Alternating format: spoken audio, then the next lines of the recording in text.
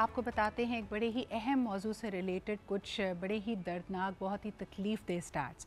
क्या आपको पता है कि पाकिस्तान में होने वाली तमाम शादियों में अगर लड़की की बच्ची की उम्र को देखा जाए तो तकरीबन 18.6% लड़कियों की शादी 18 साल की उम्र से पहले कर दी जाती है, जो कि पाकिस्तान के कानून के मुताबिक अगर हम सिर्फ बात करें सिंध की तो ये गैर कानूनी है, क्योंकि यहाँ पे चाइल्ड मैरिज प्रोटेक्शन बिल के हवाले से कम अज़ कम उम्र बच्ची की 18 साल होनी चाहिए।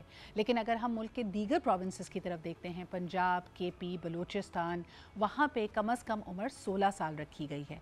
लेकिन इसमें भी आपको जानकर ये हैरत होगी कि जो ऑफिशियल आदाद व शुमार कहते हैं कि 3.6% यानी 3.6% of the girls are married before the age of 15, यानी इनकी उम्र 15 साल भी नहीं होती और रिवायतों के मुताबिक या कल्चरल प्रेशर्स की वजह से इनकी शादी कर दी जाती है।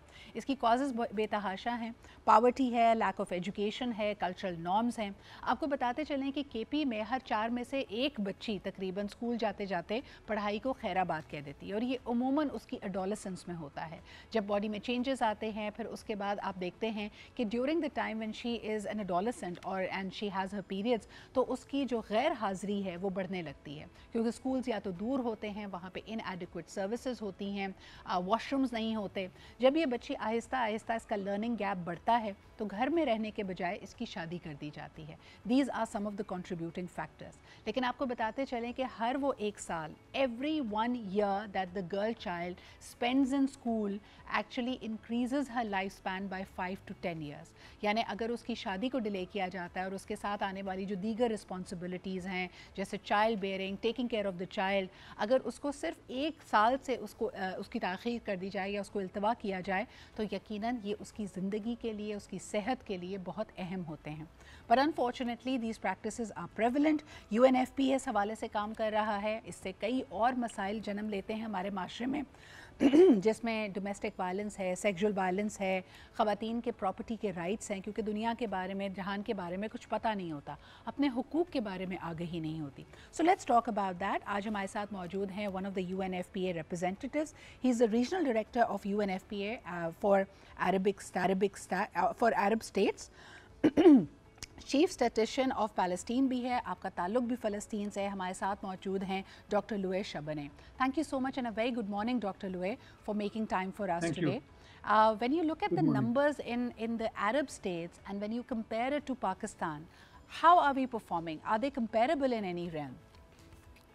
Well, unfortunately, Pakistan is lagging behind Arab states and lagging behind Asia as well when it comes to child marriage and issues related to demography, maternal mortality, child mortality, under 5 mortality, and I hope that the country can move ahead to be able to be coherent with the surrounding neighborhood.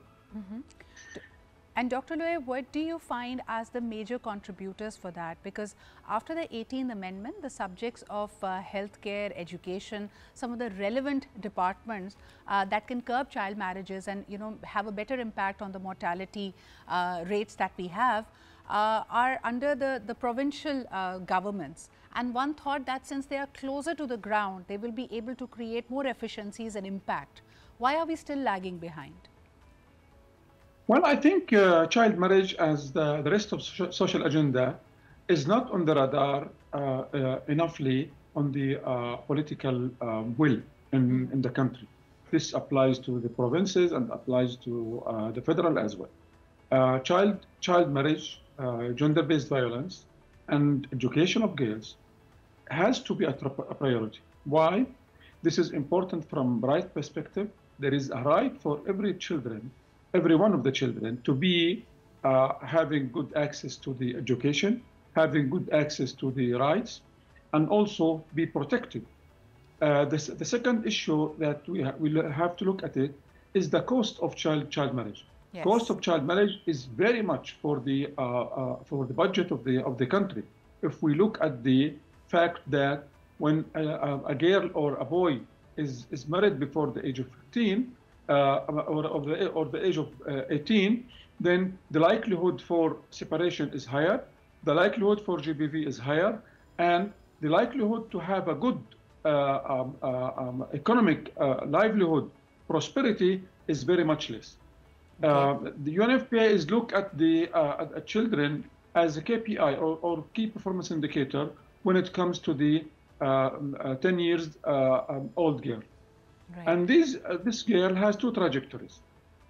One trajectory, which we call it the accelerator trajectory, is to keep her at school. Then she will be able to delay her marriage. Then she will be able to acquire knowledge and education and graduate. And therefore, she will be able to be economically empowered. And therefore, she will be supporter for her family and also for the country. Dr. The Ray, other what are trajectory. yes, what are some of the hurdles in that evolution, in that change to come? And unfortunately, in certain quarters of the country, it seems that we haven't really entered 2025 or 2024. There's still the same practices, a traditional mindset. Some even acknowledge it to be the way they interpret Islam. They feel that early marriages or child marriage, or what we refer to as child marriage, is in conflict with the Islamic teachings. I would like you to give us a perspective which has an oversight on all the Arab countries. Why is the why is the Pakistani interpretation on the commandments on this particular area very different from the rest of the Arab world? Look, my sister, this has nothing to do with Islam, and this has nothing to do with the interpretation. It has to do with the commitment. Banazir Bhutto is coming from an Islamic family. Yes. Fatma Jannah is coming from Islamic family. Our executive director, Nafis Sadiq, is coming from Islamic family. Now, Maryam Nawaz is coming from Islamic family. Therefore, it has nothing to do with Islam. It has to do with our belief to invest in the education and giving space for girls. When those families gave space to those girls, they shine. Women in general have more capacity and capability in education than males. This is very well known global fact. The issue has to do: are we empowering them? Are we giving them the space? Are we providing them with the skills? Are we providing them with the opportunities? Islam has nothing to do with the child marriage. I am coming from Palestine. I am Arabic. I read the Quran. The Quran has not identified an age for marriage.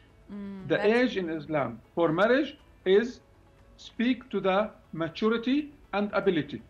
And the ability that was available in the days of Prophet Muhammad ﷺ is different from the ability that's available today. The circumstances differ.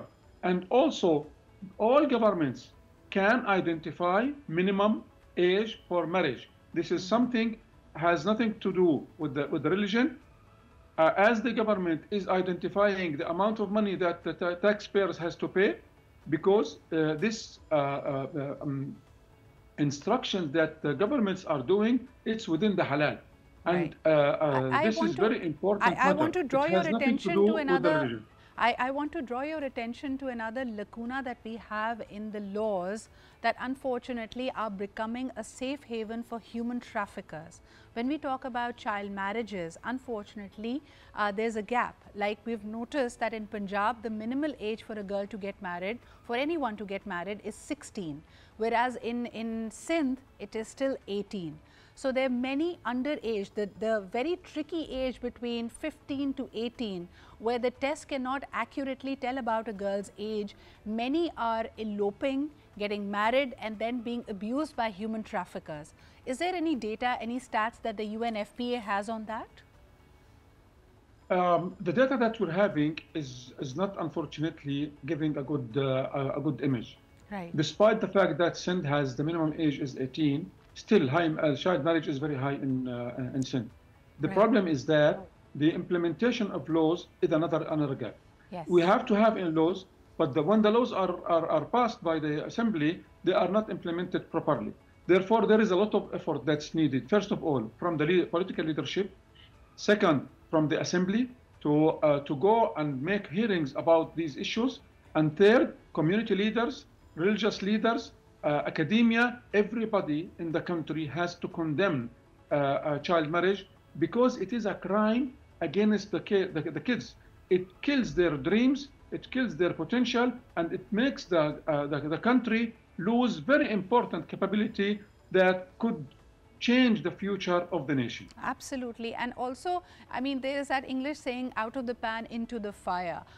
These young girls, especially if you look at the bottom of the pyramid, the underserved communities of Pakistan have no sight of a better future. They're denied education. They're usually sent off to work as child labor, and somehow it is deemed that they will be safer, they'll be a better life in case they're married and there's a protector.